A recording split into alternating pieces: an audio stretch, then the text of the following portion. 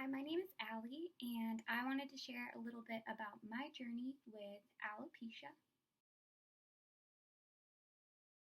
Basically, if you have alopecia, your body fights your hair, your immune system is hyperactive, and it thinks it malfunctions and it thinks that your hair is a bacteria and starts to fight it. The least severe form, alopecia areata, you'll lose patches of hair. And that's how it starts for most people. That's how it started for me. If you have totalis, you might still have eyebrows, you might still have eyelashes, you might still have hair on other places of your body, but you don't have hair on your scalp. And then lastly, there is the most severe form, which is what I have, alopecia universalis. Alopecia universalis is total hair loss. I was a sophomore in college, and one day after coming home from work, I discovered a bald spot behind my ear. But then a couple weeks later, I noticed another bald spot at the back of my neck. And at that point, I realized that there was something wrong with me. So I got some blood work done, and they found out that I didn't have any underlying illnesses, that I seemed to be healthy. And so the nurse practitioner, very sweet woman on campus, told me that it was probably alopecia areata and that it would likely go away. And so I hung on to this false hope that maybe things wouldn't get worse, and I continued to ignore it. I decided to still go to a class I'd been planning to go to that was 2 weeks long. I was taking time off of work to just do this class to get a gen ed credit out of the way at a camp. And when I went up to that camp, that was when the alopecia got really bad. I remember the first night at the camp when I got there, I decided to take a shower, and there was just a huge clump of hair in my hand after I washed my hair. And I was appalled. I did not know what to do. Instead of doing homework, I was spending my free time that was not calling people on the phone, telling them what was going on, and ended up asking for help. And people were so sweet, they were so amazing, and I really felt supported even though I was far, far away from home in the middle of nowhere with poor cell connection. But it was definitely a really hard and devastating time. Now I'm pursuing my degree online, and I love my classes. I'm studying psychology. It's great, but it did take me a long time to get there.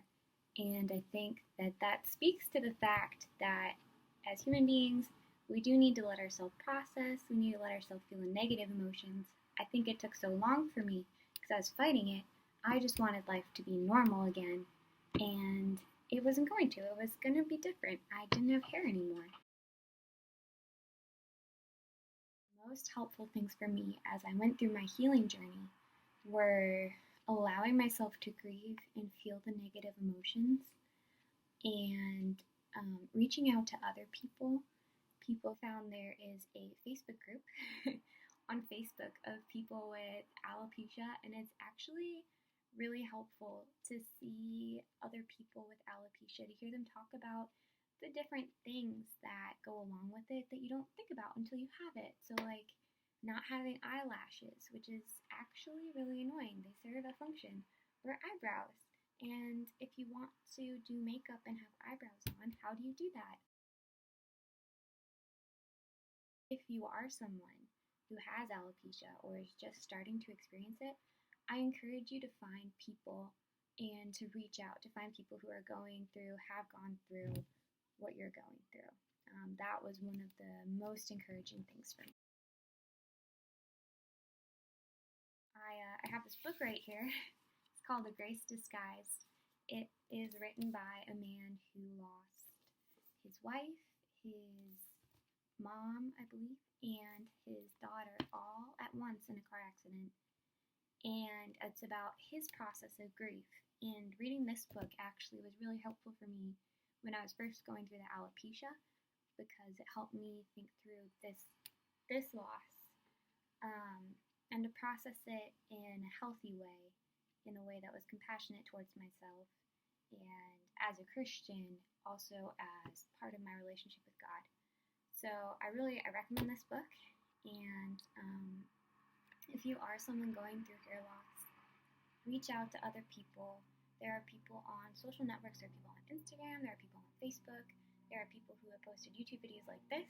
That's actually why I decided to make it, is because finding YouTube videos was one of the first ways that I felt like I wasn't alone in the journey.